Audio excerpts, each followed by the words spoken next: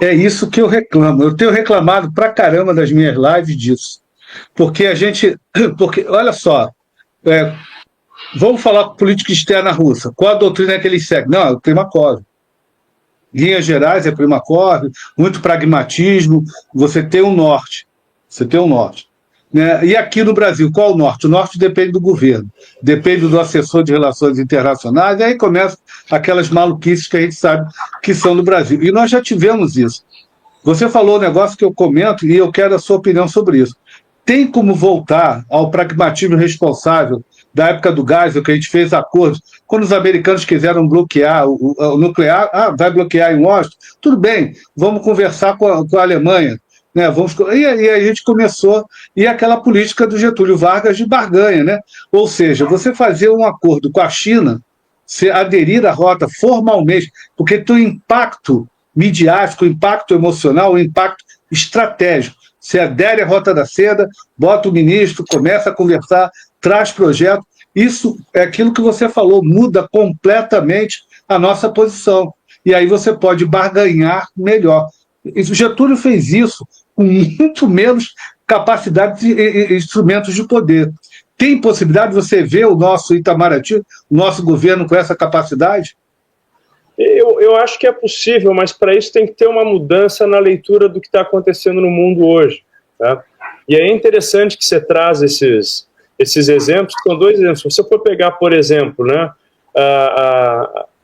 a equidistância pragmática lá do Getúlio Vargas, né, que foi durante o período do entre guerras, que o Brasil ele era um parceiro comercial importantíssimo da Alemanha, mas ao mesmo tempo mantinha as relações com os Estados Unidos, e no momento da Segunda Guerra Mundial, para se definir, barganhou o investimento todo na Companhia Siderúrgica Nacional, que permitiu que nós fôssemos uma potência econômica aqui na América do Sul. Né? O Brasil utilizou disso. Né? E muito até contra a própria vontade de vários membros da elite política que eram fascistas, claramente, mas optaram pelo que era melhor para o país, que foi o acordo com os Estados Unidos. E a gente viu que depois da Segunda Guerra Mundial esse negócio valeu a pena. Né? Tanto é que nós somos o maior país com parque industrial aqui da América do Sul, e graças a isso. E tem também uma outra coisa interessante, mas nesse período é um período de muita fluidez. É um período que o mundo não tinha muito claro onde é que estavam os centros de poder, e a Alemanha estava ascendendo depois de ter sido devastada na Primeira Guerra Mundial e contestando a hegemonia europeia. Então, esse era um período de muita instabilidade em termos geopolíticos e da emergência de polaridades que não estavam muito claras. É só depois que a Alemanha realmente começa o processo muito rápido de ascensão que aí se polariza com os Estados Unidos. Mas nota bem, tem a Segunda Guerra Mundial, e quem é que vence a Segunda Guerra Mundial? Quem veio por fora, são os dois extremos, é os Estados Unidos de um lado e a União Soviética de outro. E aí surge uma outra situação, que é a situação da bipolaridade. Né, que é uma ideia de uma ordem internacional bipolar bastante previsível, mas obviamente com alinhamentos ideológicos também. E nós, brasileiros aqui, durante o regime militar, alinhados ideologicamente aos Estados Unidos, mas ao mesmo tempo por questões pragmáticas e precisando de petróleo, reconhecendo a independência de movimentos revolucionários de esquerda em Angola e Moçambique, para você ter uma ideia de como era o pragmatismo dos militares. Né, você reconhecer isso porque você está precisando fazer comércio, comprar petróleo para manter o crescimento econômico aqui dentro. Então, mas ali você tinha essa polaridade bem definida e se sabia mais ou menos onde agir. O que aconteceu quando acabou a Guerra Fria? Você tem um período de hegemonia norte-americana, de uma adesão quase que incondicional dos países aos princípios liberais em termos econômicos, em termos políticos também, e de uma espécie de os Estados Unidos sendo o xerife do mundo, podendo fazer intervenção onde eles quisessem. Quem não concordava com eles, que faziam, bombardeavam. A gente vai, aí começam os casos lá da Sérvia, né, em relação ao Kosovo, começa o caso do Iraque, depois o caso do Afeganistão, depois o caso da Síria, e você vê isso tudo acontecendo.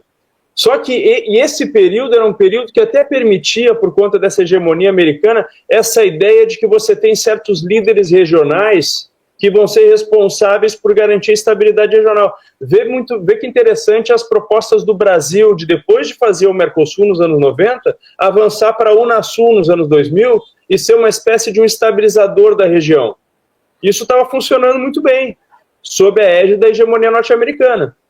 O problema é que depois, a partir de 2014, com o que acontece na Ucrânia, com a incorporação da Crimeia por parte da Rússia, e depois com o conflito no Donbass, e agora o conflito, né, que os russos chamam de operação militar especial, mas a guerra que está acontecendo na Ucrânia, acabou completamente com isso. A pretensão hegemônica dos Estados Unidos não existe mais, e essa ideia de que é possível ter líderes regionais também não existe. Os americanos estão lutando lá dentro da Ucrânia, do lado da Rússia, com uma população que fala russo, envolvido num conflito com uma potência nuclear. A partir desse momento, a Rússia vai se meter em todos os lugares do mundo para se contrapor ao poder norte-americano, porque tem condições disso. Os americanos estão cada vez sendo mais assertivos em relação a Taiwan. A China vai devolver em outros lugares. E aí nós começamos a entrar num período que alguns autores até chamam, me desculpa ser muito acadêmico aqui, né, nessa fala, mas tem alguns autores que chamam que é um período de entropia. A entropia é aquela, a segunda lei da termodinâmica, é aquela tendência que se tem de tender à desordem. Sim. Não tem mais ordem no sentido tradicional. E aí, quando você vai imaginar o mundo num período entrópico, quais são os tipos de organizações e de plataformas que vão surgir? São plataformas, muitas vezes, com membros que podem ter opiniões diferentes. São plataformas que não vão ser plataformas que podem ser formais, exatamente para garantir a existência num ambiente de desordem. Então, elas têm que ter um caráter informal e permitir, inclusive, divergência, que é mais ou menos o que acontece no BRICS. É uma plataforma que ela existe, os países estão lá, eles tentam encontrar pontos em comum para convergir, mas às vezes divergem, mas isso não acaba com a plataforma. E aí você tem essas plataformas tendo cada vez mais importância para o sul global. Por quê? Porque nos países desenvolvidos, membros da OTAN, Estados Unidos e Europa, e Rússia e China, você está tendo a construção de uma ordem que não é bipolar, pode ser bipolar, né? Mas ela está começando a cheirar uma guerra fria. E os países do sul global têm muito mais condição de barganhar agora do que tinha quando existiam essas polaridades bem definidas.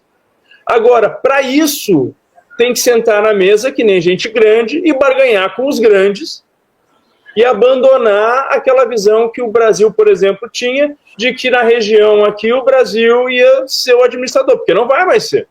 A Rússia e a China estão na Venezuela, não vão sair da Venezuela e vão continuar lá para garantir o regime do Maduro contra uma investida do Trump, por exemplo. Sim. E cadê o Brasil nesse processo? Poderia estar usando os BRICS para negociar com a Rússia e com a China. Eu acho que é essa visão que falta entender, que é muito mais arriscada, e o mundo hoje é um mundo muito mais arriscado do que era há anos atrás, isso com certeza, mas se você se omitir da participação desse tipo de acordo e desse tipo de grande política, aí vai ficar mais arriscado para você. Porque o mundo não vai mudar porque a gente quer que o mundo mude. Isso não vai acontecer. A gente pode trabalhar para que o mundo seja mais seguro, mais estável, e para isso a gente tem que começar a fazer acordos com os grandes atores. Tentar estabelecer uma área, de repente, não ingerência, mas conversando com Rússia, com China, com os Estados Unidos. E eu acho que os BRICS são muito importantes nesse sentido. Então tem um valor intrínseco aos BRICS por ser um mecanismo que é um mecanismo informal, flexível, que projeta poder e que protege também. Porque aí, se o camarada está dentro dos BRICS, algum estado que não faz parte dos BRICS vai pensar duas vezes antes de fazer alguma coisa, porque tem Rússia e China junto. Embora não seja uma aliança militar, não haja garantias a respeito disso, cada vez mais tem um discurso que é um discurso de se apoiar, de cooperar. E eu acho que isso é que tem que ser percebido, digo assim, pelos formuladores de política externa brasileira. Essa realidade ela é perigosa, mas ela veio para ficar. E a gente vai ter que saber jogar esse jogo. O Stunkel, aquele livro do Stunkel fala muito bem disso, né?